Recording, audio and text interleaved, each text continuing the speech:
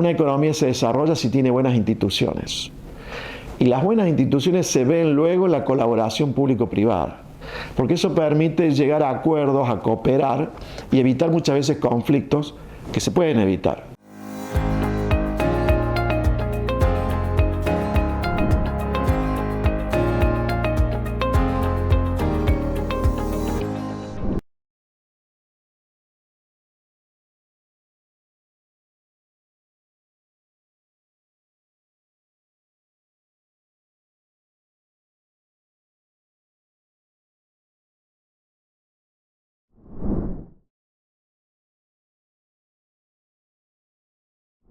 Sí, podríamos decir que Argentina tiene como una nueva macroeconomía o una nueva economía. ¿Por qué? Porque tradicionalmente Argentina, cuando tenía algún crecimiento o recuperación económica por algunos años, después venía el stop, o sea, la crisis, que normalmente derivaba del hecho que el Estado tenía déficit fiscal y por tanto se había endeudado o había emitido mucho dinero, generaba inflación. La inflación después trae, como sabemos, muchos problemas. Pero por otra parte, la crisis también venía porque la recuperación normalmente dependía solo del consumo privado y del sector público. Y si una economía se recupera solo por consumo, normalmente no aumentan las exportaciones a la par, pero sí las importaciones, porque si se consume más, se produce más, se importa más. Y si importamos más sin exportar más, en algún momento se acaban las reservas del Banco Central. Y cuando se acaban las reservas del Banco Central no queda otra que devaluar la moneda. Y normalmente se devalúa mucho la moneda. Al devaluar la moneda se generaba más inflación, la inflación hace caer los salarios, las jubilaciones, se consume menos y volvíamos al punto de inicio, de donde habíamos partido en la recuperación. Y eso era como un loop eterno. Subíamos, bajábamos, pero a largo plazo estábamos estancados y lo peor es que la tasa de pobreza es cada vez mayor. Con cada nueva crisis la pobreza se va un poco más arriba y se queda ahí hasta que en otra crisis vuelve a subir. Entonces era un círculo perverso en realidad. ¿Qué puede ocurrir de ahora en más o en qué puede haber cambiado con esta nueva economía de Milei, pero también por algunas cuestiones que no tienen que ver con Milei? Por Milei el equilibrio fiscal, es decir, todo lo que hablamos los economistas últimamente, el Estado se ordenó fiscalmente, no tiene déficit, no se endeuda, no emite y por ende la inflación va a ir bajando. O sea, creo que vamos a ir a la estabilidad económica. Por otra parte, esto no depende tanto de Milei. Ya viene Vaca Muerta, ya hace algunos años que se viene invirtiendo, viene mejorando la productividad, se exporta cada vez más, sobre todo petróleo y gas, que importábamos mucho gas en invierno, ya ahora prácticamente no importamos y vamos a dejar de importar gas por la creciente producción de gas y porque además se están construyendo los gasoductos que permiten llevar el gas de Vaca Muerta hacia el norte.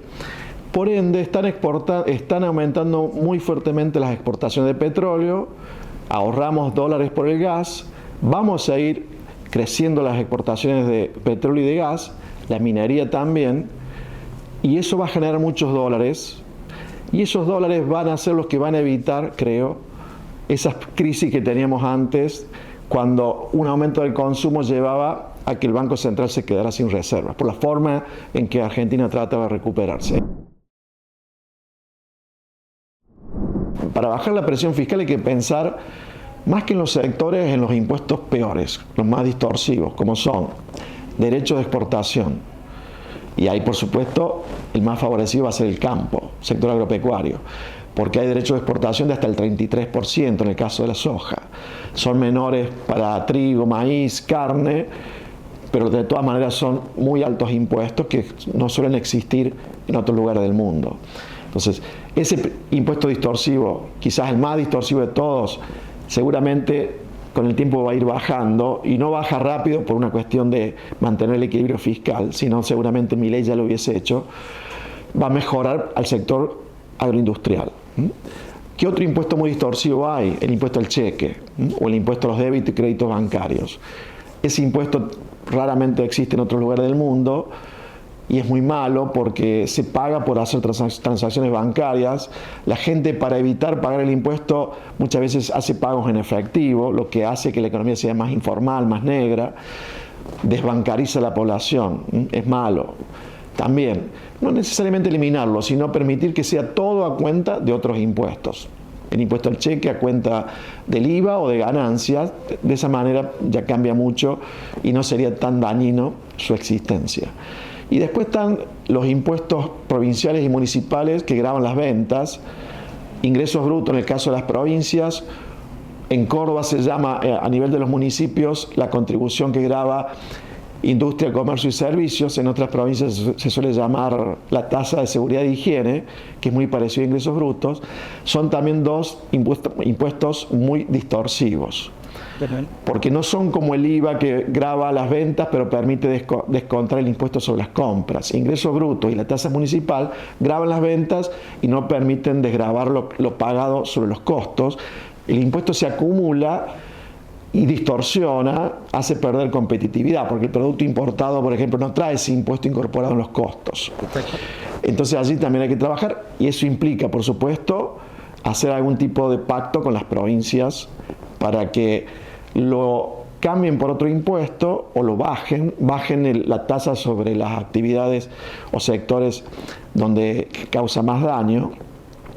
Creo que también eso es factible, porque se está partiendo de una situación que pocas veces se ve en Argentina, que este año tanto el sector público nacional como las provincias tienen equilibrio, ¿cierto? Si ambos tienen equilibrio, si cuidan el gasto a futuro, si el gasto va aumentando, por ejemplo, como la inflación, pero los recursos aumentan como la producción, y si la producción se recupera, es probable que eso dé lugar a que se genere en el futuro un espacio para bajar los impuestos manteniendo el equilibrio fiscal. Y eso va a ayudar mucho a la competitividad, que no sea devaluando.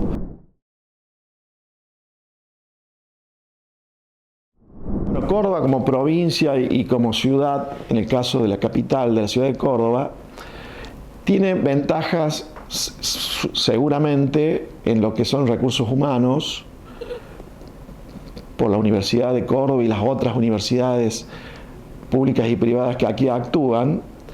Eso se nota mucho en la industria del conocimiento. También el sistema educativo de Córdoba a nivel primario y secundario funciona bastante bien. En las pruebas que se hacen suele salir bien ubicado. Normalmente sale primero la ciudad de Buenos Aires, después suele aparecer Córdoba en el rendimiento de los alumnos. Entonces ahí tenemos probablemente la mayor ventaja. Otra ventaja importante, lógicamente, está asociada a ese sector agropecuario eficiente que tenemos, en realidad a la tierra productiva que tenemos en Argentina en cantidad y en calidad. Pocos países del mundo tienen una planicie productiva como tiene Argentina, y Córdoba, dentro de esa llanura pampeana, ocupa un lugar importante. Entonces todo lo ligado a la productividad de la tierra, el sector agropecuario y agroindustrial. Sí. Y los recursos humanos están, me parece, ahí las principales ventajas. Además tenemos un sector público en Córdoba, provincia, ciudad, que funciona, me parece, bien, mejor que el promedio de Argentina seguramente. Y algo que yo noto mucho es que en Córdoba, quizás como ninguna otra jurisdicción, o quizás parecido a lo que pasa a lo mejor en Ciudad de Buenos Aires o Mendoza, hay mucha colaboración sector público y sector privado. Hay mucha PPP, participación pública-privada. Eso se ve en ADEC, por ejemplo, a nivel del municipio, donde participan empresarios de diversos sectores. Se ve en el clúster tecnológico, se ve en todo lo que tiene que ver con los emprendimientos. En Córdoba hay muchos clústeres y grupos donde interactúan emprendedores con sector público, privado, universidades, etc. El crecimiento económico tiene mucho que ver con eso, ¿no? Con la colaboración público-privada. Normalmente cuando hablamos de crecimiento económico, y el Premio Nobel último de Economía apunta a eso, un libro que se llama ¿Por qué fracasan los países? Los dos autores ganaron el Nobel junto a un tercer autor, Acemoglu y Robinson, plantean que una economía se desarrolla si tiene buenas instituciones. Y las buenas instituciones se ven luego en la colaboración público-privada, porque eso permite llegar a acuerdos, a cooperar y evitar muchas veces conflictos que se pueden evitar, ¿cierto? En Argentina uno ve mucho conflicto en la economía, sector público, sector privado. A veces el discurso del sector público es contrario al sector privado. Eso no se ve tanto en Córdoba. Se ve un sector público ya hace muchos años alineado al sector privado, que van para el mismo lado, ¿cierto? Porque no le va a ir bien a uno si no le va bien al otro.